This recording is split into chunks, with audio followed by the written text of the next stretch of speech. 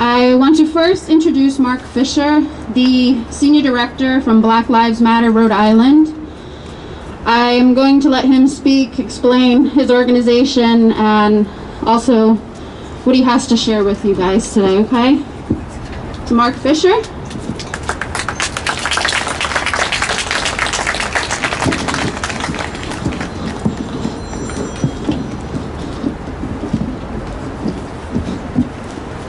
Good afternoon, everyone.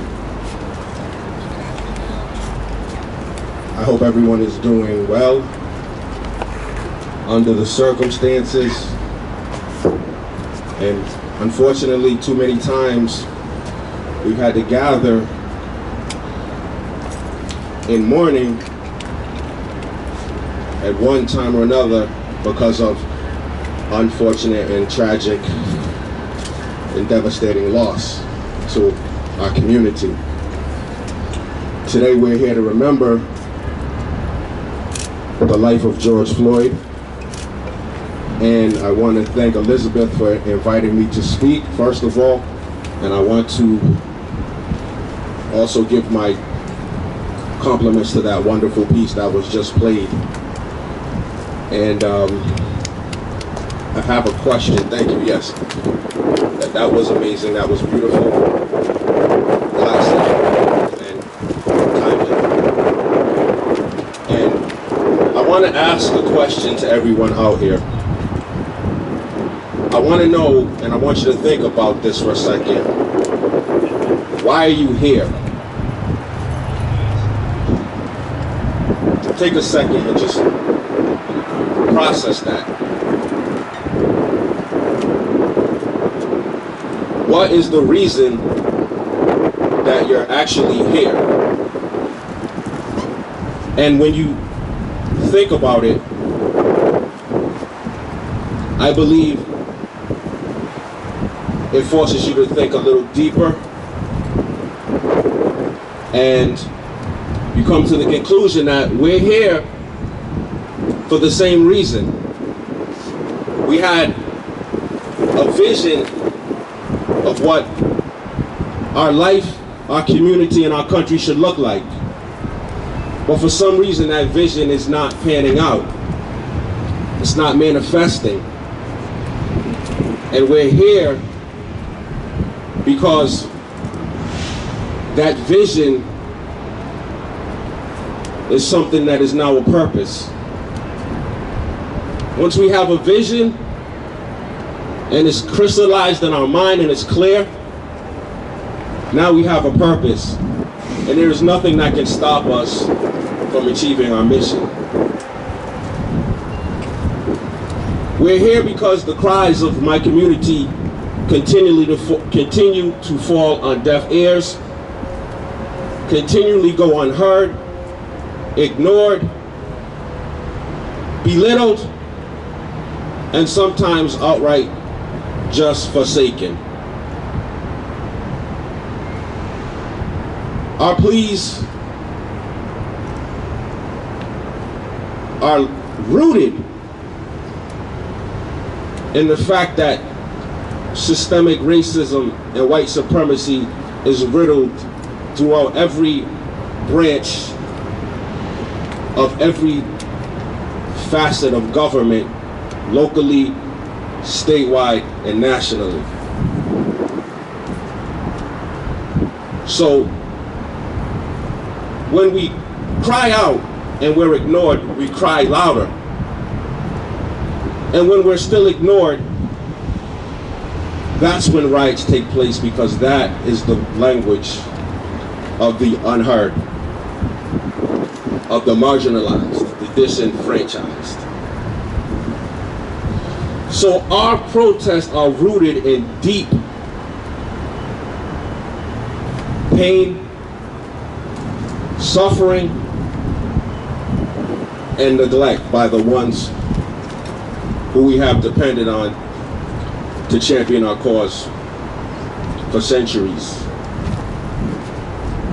So we're here today together under one banner, the banner of love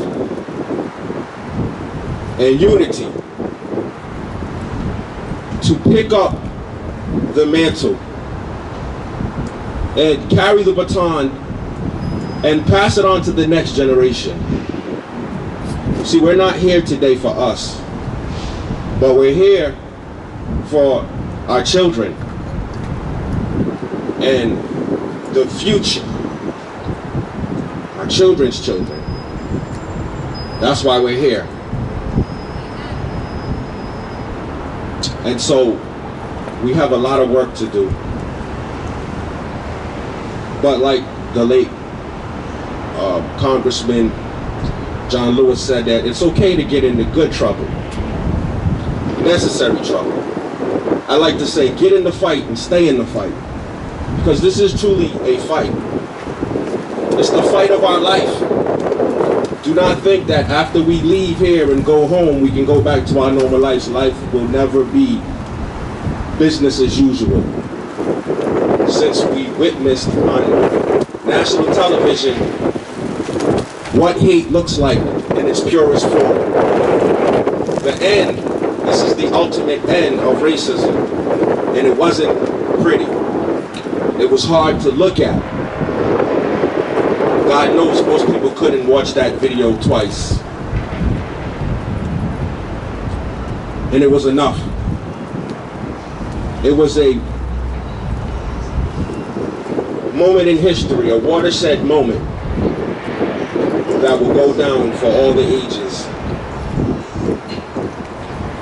And it is rooted in this evil that won't let our nation go. It has it by a stranglehold. And it's called white supremacy. And it's choking us. It's choking the life out of us. It's the Achilles heel of our country. It is the soft underbelly, the weakness that continues to show itself and rear its ugly head. And it will be our ultimate demise. The greatest country in the history of the world will be undone by its own system, its own people, subversive from within. And I never understood how you could hate someone for the color of their skin. It takes a special kind of person to hate someone for no good reason other than the color of their skin. So we're here today because we know that we have to rely on ourselves. We can no longer depend on systems and institutions and organizations to look after our well-being. We have to do it ourselves. We have to do the legwork for us. We can't expect anyone to do the legwork that is required by us, for us. Racial equity and an end to white supremacy and racial oppression in all its forms. It shows its head in every element of daily life.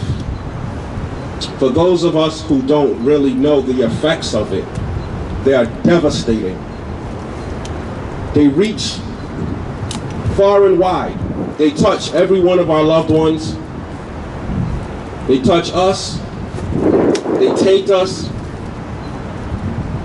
And they embarrass us. They humiliate us across the world. It shows up in policing. It shows up in the use of excessive force and police brutality and police killings. It shows up in the preschool to prison pipeline and mass incarcerations. It shows up in the unfair treatment we get in the justice system. Across the gambit, from profiling to arrests to bad representation to horrendous sentencing. It shows its ugly face in healthcare disparities all across the board. Lack of healthcare, lack of financing for healthcare, infant mortalities, mother mortalities across our community. It's out of control. It shows up in opportunities, the lack of opportunities. It's in education all over the country. It's in housing, redlining, zoning. It's institutional, it's systemic, and it's deliberate. And it's enough. Enough is enough. George Floyd was more than just an unjustified and merciless murder, a brutal killing. But it was a moment when the country got to see for themselves what tyranny looks like, what oppression and hate looks like in all its forms. And we are finally sitting back and taking a good look. And I know I don't like what I see. And I'm sure everyone out here feels the same way. So I know that it's going to take a collective effort on every single one of our parts to make the change that we're looking for, that we expect, that we demand. But change starts from within. And that's how we change, one person at a time. We have to be the change that we want to see. And once we do that, one person at a time, we will change this world significantly. Not only policy-wise, but I believe if we lead in love, we'll also be able to change some hearts. So I want you all to be encouraged. I thank you all for coming out here and showing solidarity. I thank you for your attention. I pray that God's hand remain on all of you and His blessings are with you and your family. And I just want to say peace to everyone.